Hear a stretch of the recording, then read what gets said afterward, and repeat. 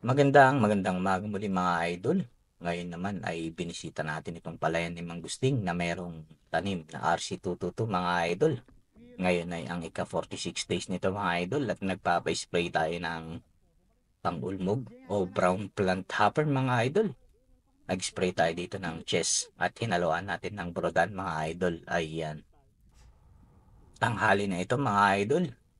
Pero ganito pa rin ang panahon. Nakiramdam lang tayo mga idol kung pwede na ba tayong mag-spray. At medyo tumindi-tindi naman ang sikat ng araw ng konti. Kahit pang 2 hours mga idol para kumapit ang i-spray natin na insecticide. Ayan. Ganito pa rin ang panahon dito sa amin mga idol. Paulan-ulan, paambon-ambon. Konting sikat ng araw. Ganun lang lagi mga idol. Kaya timing lang tayo. Hinaluan na lang natin ito ng sticker mga idol. Yung kahit maulanan ay kakapit pa rin sa mga dahon yung in-spray nating insecticide. Ayan mga idol. Hinaluan nga rin pala natin ito ng Cogent Biofertilizer mga idol, pang-alalay. Ayan mga idol. Ayan, merong nabuhay ng mga damo mga idol. Nag-spray na tayo dito ng 2,4-D at post-herb pero meron pa rin mga nakaligtas mga idol na mga damo. Hindi may iwasan mga idol, lalo na yung palaging natutuyuan. Ayan. Meron lang maliit na parte mga idol ang tinubuan ng mga damo. Kaya kayang-kaya pa natin kapasin yan mga idol. Ayan. Maliit lang naman na parte.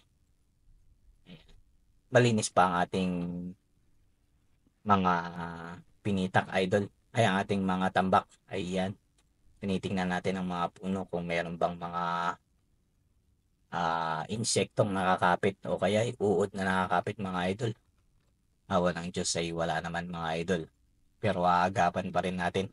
Lalo na't ganitong mga stage, yung makakapal na sila. Gustong gusto ng mga ulmog yan o kaya yung brown plant hopper mga idol.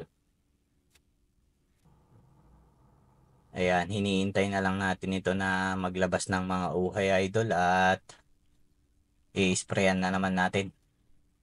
Nakaisang spray pa lang pala tayo dito ng fungicide mga idol. Ang ibinanat natin dito ay ang Vanguard na mayroong rat repellent. Ayan. Sa tingin ko effective naman ang Vanguard sapagkat tinigilan na nila mga idol. Konti na lang ang kanilang pinagpuputulan dito sa ating palayan. Ayan. Check na naman tayo. Bawat pinitak ay tingnan natin kung merong mga nakatagong insekto. At wala naman tayong nakikita mga idol. Ayan. Kaya wala pa tayong i-address ng todong-todo o bonggang-bonggang i-address. Ayan. Diretso lang tayo mga idol. Natutuwa tayo sa ating tambak at malinis. Malaki ding faktor ang malinis na tambak mga idol sapagkat walang pamamahayan ng daga. Wala silang pagsusuotan mga idol. Ayan. Nandito na tayo sa dulong parte ng ating palayan.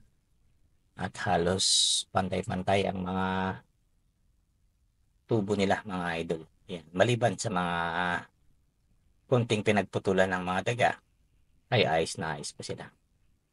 Ito muna ang ating update sa palayan na may tanim na RC222, 46 days.